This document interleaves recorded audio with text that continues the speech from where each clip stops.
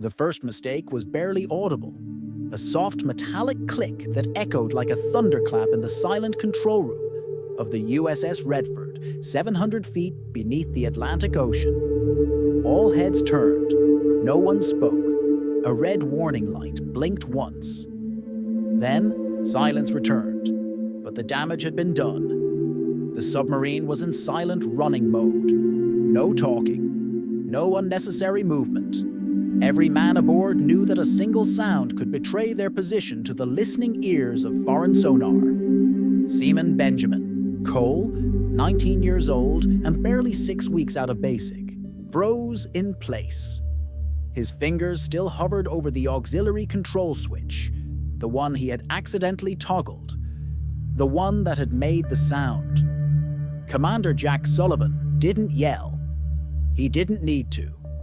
His voice came through the comm system, calm, low, and terrifyingly measured. Control room, lock drill status. Seaman Cole, report to my quarters. Immediately. Cole felt like he'd been punched in the chest. He stood, walked.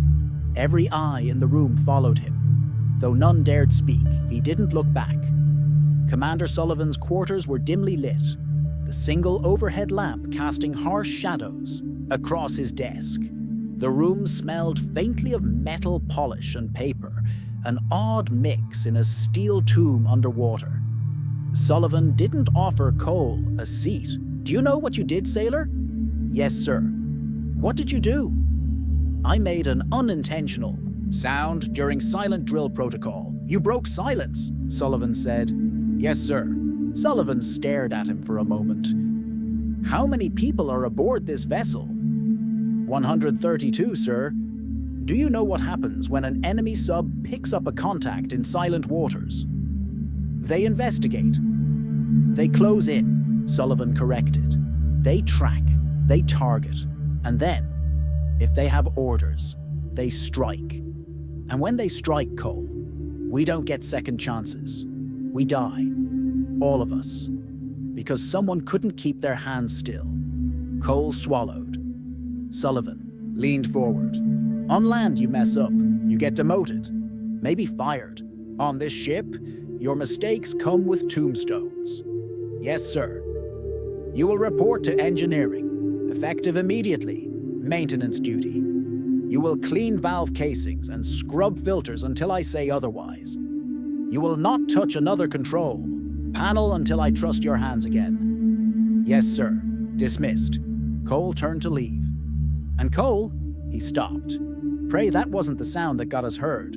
The submarine resumed operations in complete silence. But the crew didn't forget. Cole felt it in the way no one sat across from him at meals. In the silence that lingered longer when he entered a room. In the absence of jokes, of banter, he had become the sound that broke silence, and silence was sacred. Engineering was as thankless as it was grueling. Scrubbing pipes, checking pressure gauges, replacing air filters. But Cole took it all. No complaints. If anything, the silence down here was louder than the control room. The mechanical breathing of the sub, the subtle groans of steel flexing under ocean pressure, the way every fan blade hummed at just the right pitch, unless something was wrong. By the end of his second day, he could tell which system was active, just by how the floor vibrated beneath his boots. He started listening, not out of punishment, but out of instinct. And one night, he heard something he shouldn't have. It was Otto 30 hours. He was in the secondary ventilation shaft, checking for heat bleed. The ship was in low-energy drift mode, silent cruising. But through the duct wall, he heard a vibration that didn't belong. Faint. Regular. Not mechanical. Not internal. He pressed, his hand to the wall. There it was again, every 10 seconds. Too rhythmic for ocean turbulence, too soft for sonar feedback. Pulse, a signal. He backed out of the shaft and hit the nearest internal comm. "Engineering to sonar, I think I'm hearing something." "External," a pause. Then Lieutenant Reyes answered. "Repeat that?" I'm hearing pulses. Outside the hull, regular intervals. Might be passive sonar or a tracking tag. Another pause. Longer this time, then copy that. Report to Sonar Station 2. Commander Sullivan will meet you there. Cole entered the sonar bay with hesitation. It was dark, lit only by soft blue from the sonar displays. Commander Sullivan was already there, arms folded, eyes scanning the waveform feeds. "You heard this in the ventilation shaft?" he asked. "Yes, sir." Matched to a 10-second interval. The tech on duty zoomed into the feed. There it was. A faint pulse. Every 10 seconds, not strong enough to be an active sonar, but too regular to be natural. Sullivan leaned in. "Someone's watching." He turned to Cole. "You heard it before our system flagged it." Cole said nothing. "You have an ear for the ship." Cole looked at him. "I've been listening." Sullivan nodded. "Good. You're assigned to sonar auxiliary duty until further notice. Welcome back, Seaman Cole." Back in the control room, tension mounted. If they were being tracked, passively or actively, it meant they were compromised. And yet, no one had launched a countermeasure. No one had spoken of orders. The pulse continued, 10 seconds at a time. And, with each tick, a silent question rang through the hull. Who was listening? And more importantly, what would they do if they heard something else? The pulses continued, steady, patient, calculating. Every 10 seconds, the sonar registered the same subtle vibration. Not strong enough to trigger alarms, not close enough to justify evasive action, but present, always present. Commander Sullivan leaned over the sonar display, arms crossed tightly. "What do you think it is?" Lieutenant Reyes asked, keeping her voice low. "Could be a passive scan from a drone. Could be a frequency tag," Sullivan replied. "Or it could be a test." "A test?" "To see how we react." Cole sat at Auxiliary Sonar Station 2, eyes fixed on the waveform. He had adjusted the gain manually, filtering out background flow, power hum, even the heartbeat-like resonance of the ship's ballast tanks. The pulse was cleaner now, and clearer. It wasn't just hitting the hull, it was responding. Faint echoes looped back, slightly delayed, as if it was bouncing off something small, maybe attached to the sub. "Commander," Cole said, "I think something's on us." Sullivan moved beside him. "What do you mean?" I think we've been tagged. Magnetically. A listening device. Small. Maybe near the rudder assembly or mid-keel. You're sure? I can't prove it. Yet. But the echo pattern's wrong for open water. Sullivan stared at the screen, then said just one word. Dive. The Redford dropped 20 meters in under 5 minutes. No pings. No thrust noises. Just a silent trim, shifting the sub's density with liquid precision. Brooks adjusted the filter again. The pulse. Warped. "It shifted," he said. "It's following." Sullivan's voice dropped. "We're carrying it." He stood straight and turned toward engineering. "Prepare for remote hull inspection. Send the crawler bot." The inspection bot, a small crab-like drone fitted with cameras, lights, and tactile sensors, was released quietly into the moonless water. It glided over the hull like a ghost, sending back a grainy video feed. For the first 5 minutes, there was nothing. Then the screen blinked, and there it was. Something clamped just behind the sonar dome. Black, matte, fist-sized, alien tracker. "It's active," the engineer confirmed. "Powered independently, low-frequency transmitter." "Can we remove it without pinging?" Reyes asked. "Too risky," the engineer replied. "It's pressure sensitive. If we jostle it, it might send a burst." Sullivan turned to Cole. "It transmitting regularly?" "Yes, sir, every 10 seconds. Then we fake a fault. Sullivan ordered a controlled noise signature drop. The engine cycle was staggered. The lighting system flickered artificially. Internal temperature reduced by 4 degrees. From the outside, the Redford would appear to be failing. And as expected, the pulses stopped. "Tracker just went cold," Cole confirmed. "They think we're dead in the water," Reyes muttered. "Then let's make them believe it." Sullivan replied, "The submarine entered drift mode. Minimal systems. No external activity. No acoustic movement. The ocean wrapped around them like velvet. For 6 hours, they played dead. And then it happened. A contact. New dot, larger. More deliberate. Bearing 042, sonar announced. Range 1,200 meters and closing." Sullivan stood frozen for a moment, heading directly toward us. A ghost had come to collect. Sullivan didn't panic. He didn't shout. He simply whispered to Reyes, "Bring up weapons readiness quietly. No locks, no pings." Cole watched the sonar. His hands trembled slightly. Then something caught his attention. A second contact. Faint. Slightly offset. "Sir," he said. "There's another one. Smaller. Hanging back." Sullivan's brow furrowed. "Tactical. Support. Could be a drone or decoy," Reyes added, "or command relay." They waited. At 800 meters, the larger contact slowed. Then veered. "Breaking off," sonar reported. Silence again. Then, the pulse returned. Only this time, it came from inside. Cole stiffened. "That's not external." "What?" "That pulse, just now. It came from one of our systems. Deck 3, maintenance bay." Reyes tapped the internal signal tracker. Confirmed. A short burst from an inactive relay panel. Someone on board had just responded. "Lock it down," Sullivan snapped. "Seal off the maintenance bay, now." Security teams rushed into motion.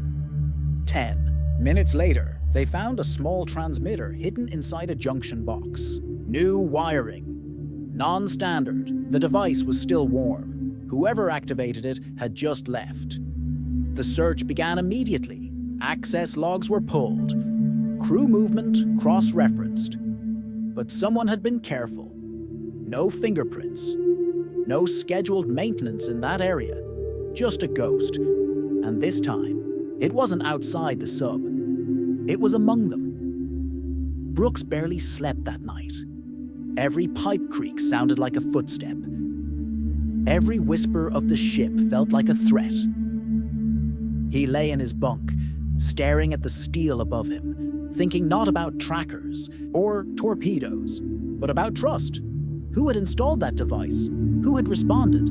Was it a crew member, a stowaway, someone he shared coffee with, or someone wearing rank? He didn't know, but he knew one thing. This wasn't about an accident anymore. It was a message, and someone wanted it delivered. The next day, Commander Sullivan addressed only the senior staff in a sealed compartment. His voice was colder than usual. "We have been infiltrated," he said. "Not externally, internally. Someone aboard this vessel is transmitting information. Possibly movement, possibly system status, possibly more." He looked around the room. "And they've done it before. Which means this isn't their first rodeo." The officers sat in stone silence. Sullivan continued. "Until further notice, all sensitive duties are assigned in pairs. No solo watch, no unverified tool use. All logs will be signed by 2 parties." He paused, then added, "If the enemy is among us, they're going to find out something else too. We're not amateurs." That evening, while reviewing acoustic, data alone in the sonar room, Cole heard something strange. Not a ping, not a pulse, a breath. The intercom system, unactivated, had a faint wheeze in its line, like someone listening. He stood, traced the feed. The signal didn't come from the bridge. Not engineering, not medical. Deck 4. crew storage compartment, not in use for days. He grabbed a flashlight and went alone. He shouldn't have, but instinct was louder than fear. He opened the hatch slowly, stepping inside. Metal crates. Condensation, silence, then a faint scuffle. He turned sharply and saw a figure, shadowed, moving fast. He lunged, and the lights cut out. The emergency lights flickered back on just as Cole hit the floor. His head pounded, his vision blurred. He reached out blindly, but the figure was gone, vanished like smoke into the metallic corridors of the USS Redford. Footsteps echoed behind him. A moment later, security detail arrived, weapons drawn. "Contact?" one of them asked. Cole nodded, clutching the side of a crate. Someone was here, watching, listening. They cut the power and ran. Any idea who? Cole shook his head. No face, no voice, but they knew how to move. And they knew I was coming. The team began sweeping the compartment. A short time later, one of them found a thermal patch behind an unused vent. Residual heat, still fresh. Whoever had been there was gone. For less than 90 seconds, Sullivan was notified immediately. And this time, he didn't call for silence. He called for a hunt. The command deck was sealed within the hour. Access logs were scrubbed, every crew member's recent location reviewed. All sidearms were physically checked and reissued with biometric scans. Still, no culprit. The intruder had moved like a ghost, one who knew the vessel better than most. "Maybe we're not looking for a stowaway," Reyes offered in the officers' meeting. "Maybe it's someone on the crew." Sullivan's silence was telling. He'd already considered it. He just hadn't wanted to say it aloud. Cole was patched up by the med team with minor bruises, but the real damage wasn't physical. He couldn't stop hearing that faint wheeze on the intercom. That breath. That presence. Not imagined. Real. And nearby. He returned to sonar, hyper-focused, working alongside a technician named Lee who had transferred in a month ago from the USS Dakota. Lee worked quietly, efficiently, but something about him felt off. Too quiet, too exact, as if every movement was planned. That night, Cole checked Lee's station. Nothing strange, nothing out of order, until he reviewed a systems maintenance report from 3 days earlier. Lee had signed off on an equipment inspection on deck 3, right near the compartment where the internal transmission had originated. But the inspection had never been scheduled, and the log timestamp showed Lee had accessed the sonar terminal only 6 minutes later.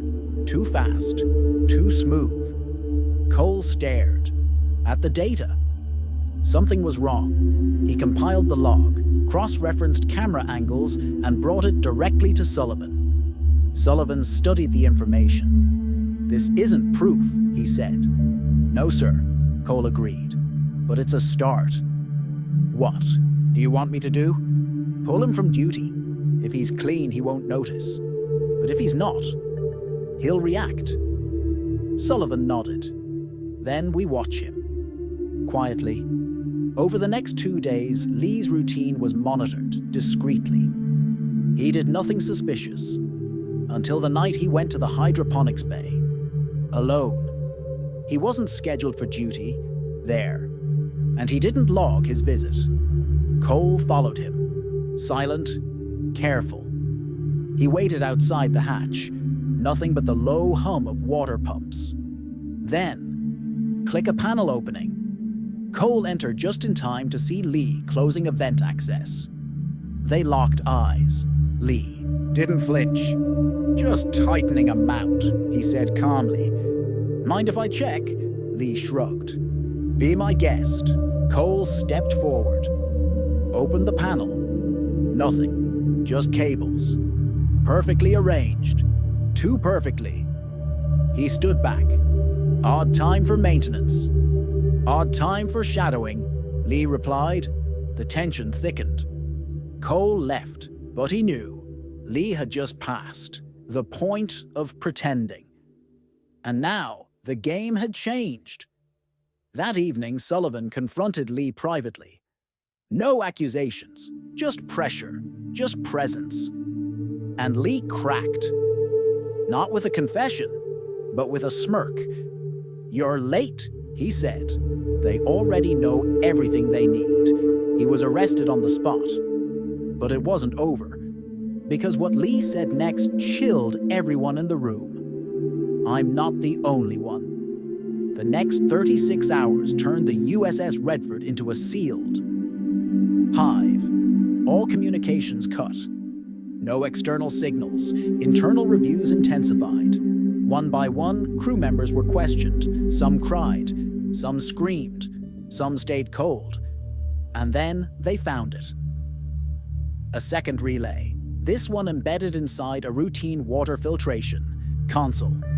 It had been active for weeks. Encrypted, logging power cycles, heading data, and crew movement, who accessed which doors, who went where and when. It wasn't just espionage, it was a map, a behavioral profile. The realization sent waves through the command crew.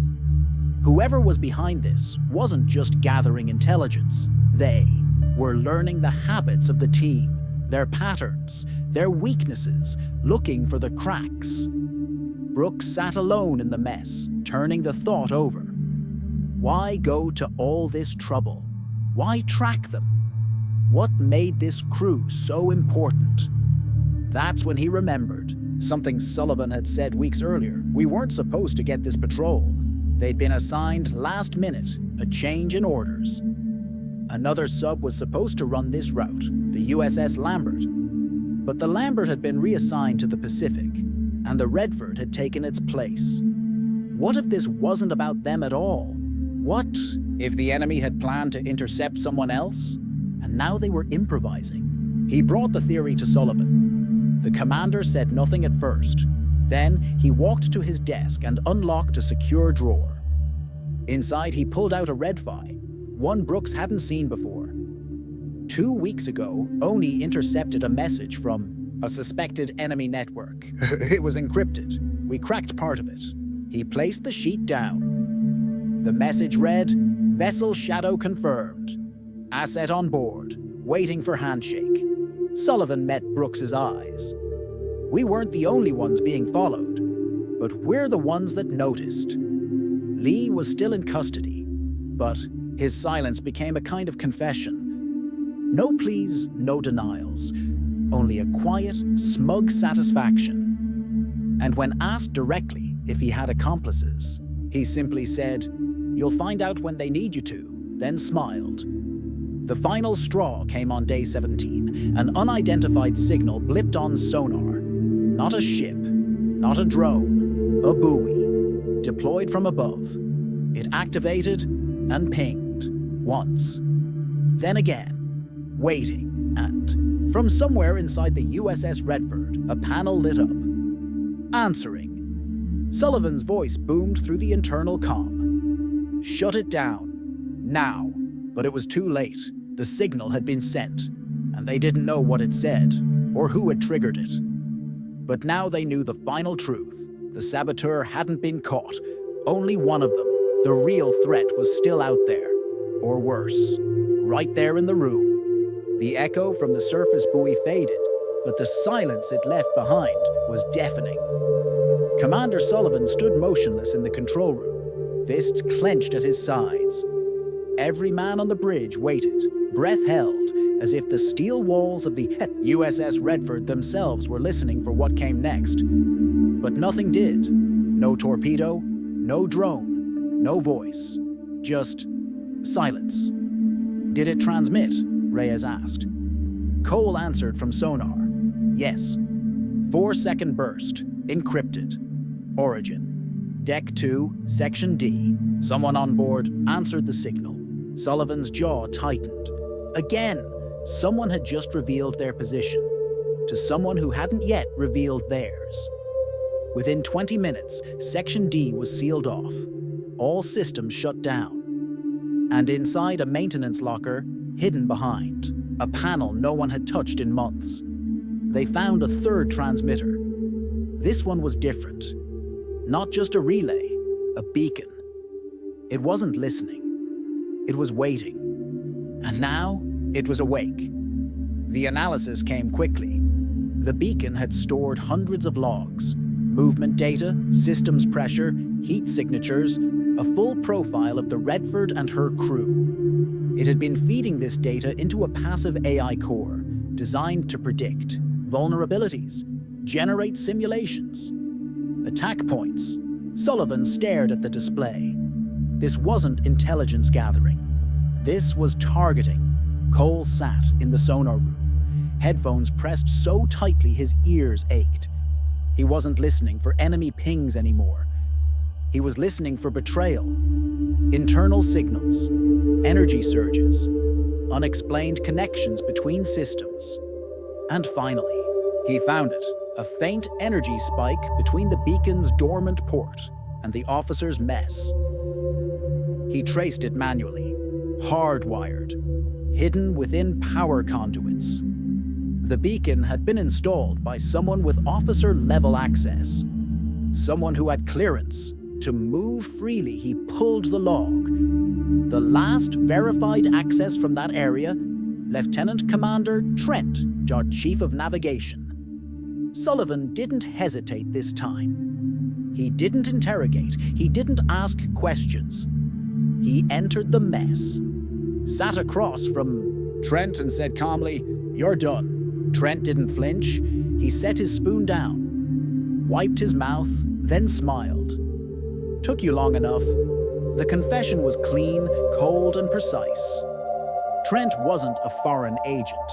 He had once been Navy. Trained, loyal. But somewhere in his third deployment, something shifted.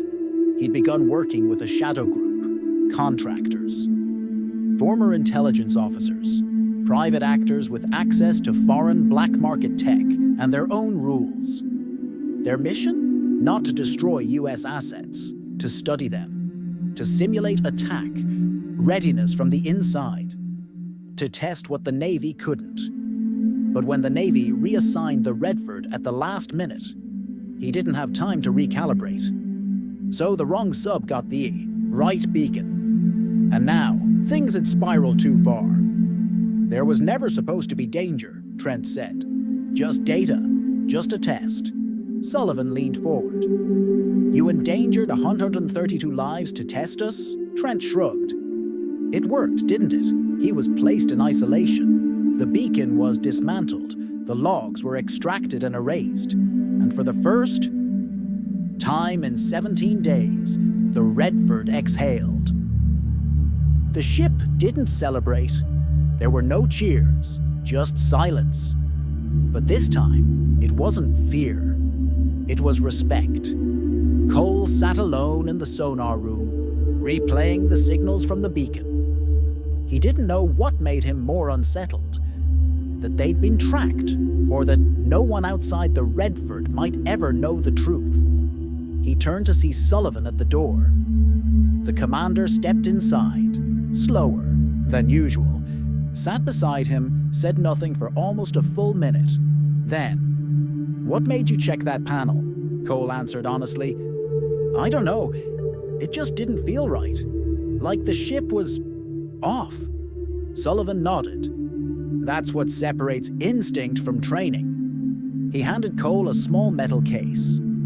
Inside was a silver insignia, naval sonar, tech first class. You earned it. 2 days later, the USS Redford surfaced under overcast skies. Cold wind blew across the Atlantic. But for the first time in over 2 weeks, the crew felt the sun, at least metaphorically.